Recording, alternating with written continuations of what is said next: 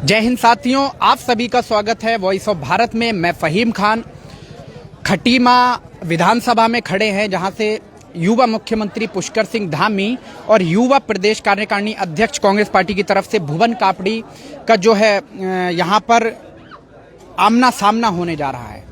ये भुवन कापड़ी की सभा हो रही है और काफ़ी लोग यहां से अभी निकल करके जा रहे थे, तो हमने देखा है कि काफ़ी संख्या यहां पर पहुंची है।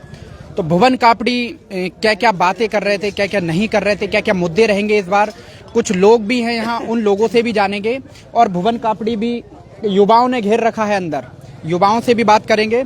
और हमारे साथ एक साथी मौजूद हैं, बात करेंगे क्या प्रोग्राम था, कौन सा गाँव है, पहले तो आप ये बताएं और नाम बताएं अपना। मेरा नाम अरविंद कुमार जी, मैं जिला पंचायत सदस्य फुलैया। और ये गांव ग्राम सभा जमोर का मजरा है भिलैया। यहाँ पर आज कांग्रेस के प्रत्याशी बड़े भाई भुवन कापड़ी जी का जन्म मिलन कार्यक्रम था, उसी के उपलक्ष्य में सभी लोग यहाँ एकत्र हुए थे और उन्होंने जनता से मिलकर के अपने लिए वोट की अपील की है। वो एक डायलॉग मारा था उन्होंने, मछली फंसाने वाला, वो क्या था वो बताएं दोबारा। वो जो डायलॉग था मछली फंसाने वाला कि चारा लगा के बंची में डाला जाता है, तो उस चारे के लालच में आकर के मछली उसको पकड़ती है और फिर उसके बाद वो बाहर निकल करके हलाल कर दी जाती है। यही वोटर के साथ, हाँ, यही चीज जो है वोटर के साथ यहाँ किया जा रहा है। क्योंकि माननीय मुख्यमंत्री जी ने यहाँ 10 वर्ष वो विधायक रहे, 6 माह जो है सीएम रहे, लेकिन उन्होंने न विधायक रहते हुए न सीएम रहते हुए कोई कार्य किया। अब वो कंबल, सिलाई मशीन और कुकर, ये सब चीजें बांट करके वो मछली का चारा बना करके जनता के बीच डाल रहे हैं कि जिससे वो लुभाएं और उनको जो है फिर उससे हलाल करें और खुद जो है विधायक बने। चलिए, कापड़ी जी हैं, भुवन कापड़ी, बात करेंगे कि क्या जनता के बीच मुद्दे क्या लेकर के जा रहे हैं जनता के बीच। देखिए, जनता के बीच जिसके बीच जा रहे हैं उसके पास एक मुद्दा है जिससे वो भारतीय जनता पार्टी से परेशान है। सबसे बड़ा मुद्दा तो महंगाई है। एक आम आदमी, उसकी कमर सीधी नहीं हो पा रही है। उसकी 1500 की रसोई 6000 की हो गई है, 4 गुना। उसकी 10,000 की कमाई 5000 की हो गई है।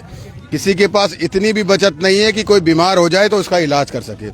युवा बेरोजगार घूम रहा है, पढ़ लिख कर आया, माँ बाप का सपना था कि ये कुछ नौकरी लगेगी, हमारे सपनों को, ख्वाब को पूरा करेगा, तो आज वो 5 साल से बेरोजगार घूम रहा है। हमारे जो बच्चे 12th पास कर रहे हैं, एक सपना होता है कि डिग्री कॉलेज जाएंगे, आम परिवार के बच्चे का भी। तो स्थिति यह है कि जो 3000 छात्र संख्या थी घटाकर उसको 800 कर दिया है। तो डिग्री कॉलेज में हमारे छात्रों को एडमिशन नहीं मिल पा रहा है। किसान बिल से तो परेशान ही था।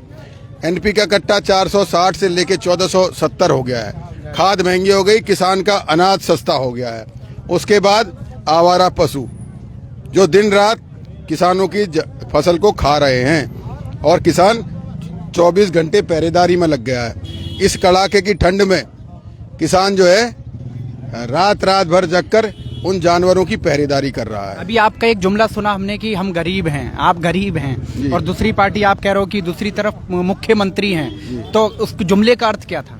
अरे, जुमले का अर्थ ये था कि आप देखो, चूड़ी, बिंदी, कंबल, कुकर, थर्मस, सिलाई मशीन, उसका अंबार लगा हुआ है। फाइबर रस्तोगी जी की फैक्ट्री में है। मैंने कहा भी था, उन्होंने गोदाम दूसरा दिखा दिया।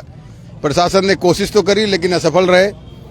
उनके जो है, उनका एक ही उद्देश्य है, सामान बांटो, पैसे बांटो, और कुछ नहीं है। क्योंकि जनता के लिए 10 साल में कुछ नहीं किया है। अच्छा, एक अभी आपने बताया मछली मारने जाते हैं तो आप कांटा लगाते हैं, उसका अर्थ क्या है? अर्थ यह है कि जब मछली मारने जाते हैं तो बंसी में कांटा या आटा या केचुआ लगाते हैं, मछली को लालच देते हैं और मछली को कांटे में फंसा लेते हैं, मछली की जान चली जाती है। ऐसे ही इनके कांटा, कंबल का कांटा, पैसे का कांटा, शराब का कांटा, मुर्गे का कांटा, जो कुकर का कांटा लगा रहे हैं ताकि गरीब जनता को फंसा लें और फिर महंगाई की मार से उसकी जान निकाल दें, उसकी कमर तोड़ दें, जो पिछली बार इन्होंने किया है। नहीं देता है, ठंडा लगता है, मोए कोई कम्बल ही नहीं देता है। आप कह रहे हो कंबल बट रहे हैं, माता जी कह रही हैं कंबल ही नहीं मिला है। अब कंबल भी चुनिंदा लोगों को है, बड़े छोटा आदमी पतला कंबल, मोटा आदमी मोटा कंबल, जो जितना जो है कैटेगराइज कर दिया है, कंबल बांटने में भी उन्होंने जी। और किस तरीके से फाइट करेंगे मुख्यमंत्री से भुवन कापड़ी? देखिए, मैं थोड़ी फाइट कर रहा हूँ, जनता फाइट कर रही है। जनता परेशान है दिन रात, महंगाई से, बेरोजगारी से, किसान बिल से, जानवरों से, सड़कों से। आप बताइए, पिछले 6 साल में जिनके घर के लोगों ने जानवर से टकराकर अपनी जान दी है एक्सीडेंट में, उनका दोषी कौन है? हमारे खटीमा के विधायक। 2015 में गौशाला के लिए जब जगह मिल गई थी नगरातराई में बंजर भूमि, तो अपने चहीतों के वो जमीन को बचाने के लिए हमारे अनुसूचित जाति के भाइयों की जो 60 साल से फसल कर रहे थे, उस खेत में ट्रांसफर कराया, गौशाला नहीं बनाई। उसके जो आदमी का एक्सीडेंट हुआ, उसे चोट लगी, उसका दोषी कौन है? पुष्करधामी। जो जानवर घायल है, उसके दोषी कौन है? पुष्करधामी। तो कहीं ना कहीं आप इन सब मुद्दों को लेकर के जनता के बीच जा रहे हैं, तो जनता का क्या रिएक्शन आ रहा है? देखिए, जनता साथ खड़ी है, आपको दिखाई दे रहा होगा। जनता सिर्फ 14 फरवरी का इंतजार कर रही है और पुष्करधामी जी की विदाई और भारतीय जनता पार्टी की विदाई उत्तराखंड से करेगी, ये तय है।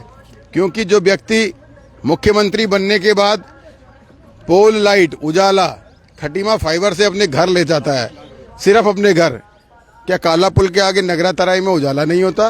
रात को अंधेरा नहीं होता? क्या लोहियाहाट में अंधेरा नहीं होता? क्या खटीमा के गाँव में रात को अंधेरा नहीं होता? सिर्फ मुख्यमंत्री के दरवाजे तक अंधेरा होता है, स्ट्रीट लाइट वहाँ लगती है। क्या हमारे लोन माफ किसानों के नहीं हो सकते? क्या सिर्फ वो फाइबर फैक्ट्री के मालिक के लोन माफ होंगे? क्या अंडरग्राउंड बिजली की आवश्यकता खटीमा की जनता को नहीं है? जब आंधी तूफान आता है, लोहियाहाट में पेड़ गिर जाते हैं और हफ्तों तक लाइट नहीं आती, ये सिर्फ रस्तोगी जी के लिए, फाइबर के लिए है? तो आप ये समझ लीजिए। वो कहते हैं हमने कैंटीन बनवाई सैनिकों के लिए। देखिए, ये सैनिक भी जानते हैं कि ये चुनावी कैंटीन है, ये चुनावी कैंटीन है। सैनिक भी जानते हैं, सामान यहाँ कहते हैं खत्म हो गया, वहां जाते हैं वहां दे दिया, यहाँ कहते हैं वहां दे दिया। सारे सैनिक परेशान हैं। सैनिकों का तो आपने देखा ही होगा, कैंटीन का फायदा उनके चाचा पिछले लॉकडाउन में कैसे उठाया था उन्होंने। एक बिल जो सब कुछ लिकर बंद होने के बाद सिर्फ उन्हीं को मिल रहा था और उसे बेच रहे थे। तो वो जो चरित्र दिखाई देता है, जो आज कैंटीन की बात कर रहे हैं उनके चाचा जी, उनके पूछिए कि आपने आर्थिक सहायता कितनी ली कैप्टन होने के बाद, आपने वो किसी गरीब को क्यों नहीं दी? तो इन तमाम मुद्दों को लेकर के आप मैदान में? बिल्कुल, हम इन तमाम मुद्दों को लेकर मैदान में। बहुत बहुत बहुत शुक्रिया आपका समय देने के लिए। काफ़ी जो है भीड़ है, युवा साथी हैं, युवा जुड़े पड़े हैं। तो इसी बीच एक सभा में हम लोग पहुंचे हैं। तो इस सभा में भुवन कापड़ी ने जो स्पीच दिया है वो मैं आपको कुछ टाइम के बाद अपलोड करूंगा। काफ़ी जो है युवा बुजुर्गों का कहना है कि काफ़ी अच्छे स्पीच रहे। अब देखेंगे आखिर आने वाली 14 तारीख के बाद 10 मार्च को क्या रिजल्ट आने जा रहा है। मिलेंगे आपको इन तमाम सब मुद्दों को लेकर के। जुड़े रहें इन वॉइस ऑफ भारत से सहयोगी नदीम खान के साथ, खटीमा, उत्तराखंड।